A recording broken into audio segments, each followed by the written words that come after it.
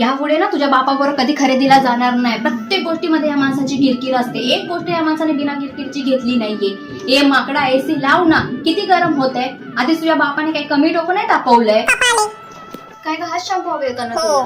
ह्याच्या पुढे ना ह्यांची नावं लिहून दे. ह्याची किती अवघड नाव आहेत, आम्हाला तिथे बोलता पण येत नव्हतं. अगे हे बघ, तुझ्या पप्पांना सांगितलं एकावर एक काय फ्री असेल तर घेऊन या, तर ह्यांनी उठणं आणली.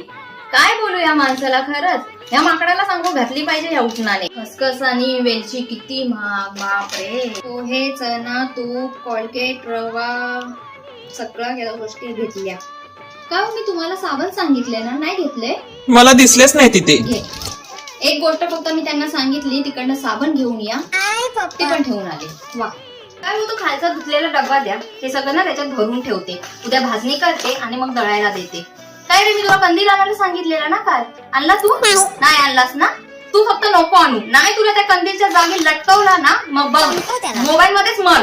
शोभायचं सामान आहे, त्यांनी मग अशी जाताना सांगितलंय घेऊन या म्हणून, आणि हे पैसे पण दे त्यांचे. जा त्या सुजाता वहिनींना विचारू नये. ते काल मला बोललेल्या की मस्जिद बंदरला जाऊन रांगोळी आणि साचे घेऊन येणार आहेत.